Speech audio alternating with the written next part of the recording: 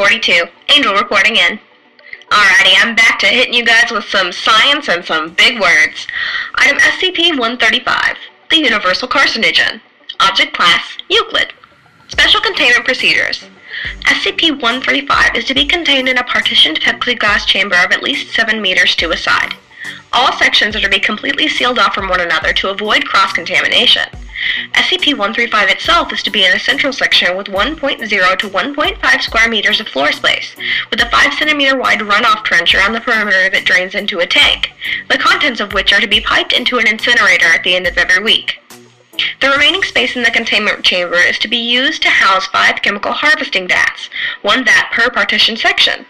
A single-access corridor is to lead from SCP-135's section to the outside the chamber.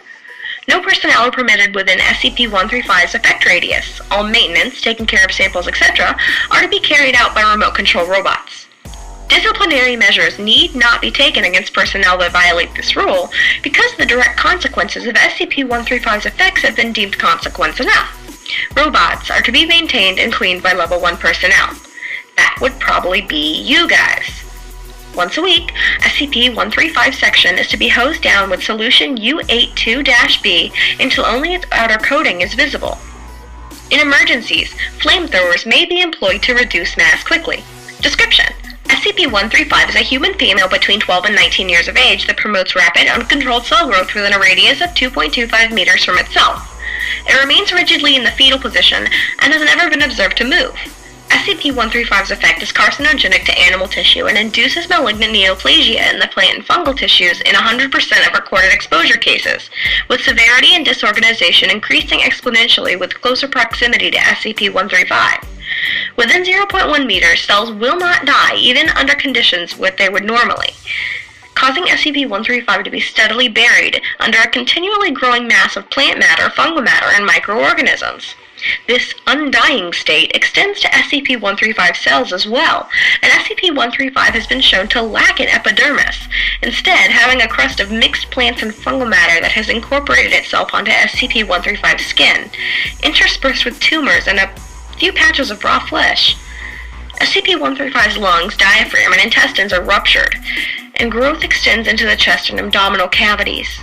It has been fitted with a wide-diameter plastic tube for use in draining excess biomatter.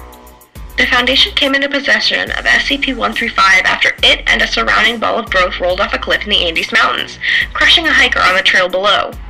Class B amnetics were administered to the civilians and law enforcement personnel involved, and the incident was covered up as having been caused by a pair of male goats that slipped and fell off the cliff edge during a dominance battle.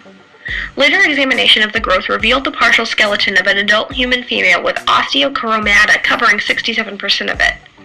SCP-135 was found in the space between the skeleton's ribcage and pelvis, at the time between 45 and 60 years old. A viable DNA sample was recovered from the bone marrow of the pelvis, and testing confirmed with 98.9% certainty that the skeleton belonged to SCP-135's biological mother. All personnel involved with SCP-135's retrieval and initial testing were later diagnosed with various forms of cancer. Out of the 23 affected, only 3 are still alive at the time of this writing. Attempts to terminate SCP-135 with sustained gunfire, flamethrowers, caustic materials, vacuum, and extreme pressure have all failed. Further termination attempts are forbidden by the order of the O5Xs, due to SCP-135's potential uses in cultivating useful bacteria. See Document 135-A for information on the current contents of the partitioned vats. EEGs confirm full brain activity. No attempts to communicate with SCP-135 are to be made at this time. I especially like the part about the flamethrowers. Just saying. Birthday shout out to 2 agents whose birthday fell earlier in the first month before I actually started giving these shout outs. Happy birthday, Agent Shadowgate and Agent Nico Wing. Stay safe, stay alert, and stay healthy.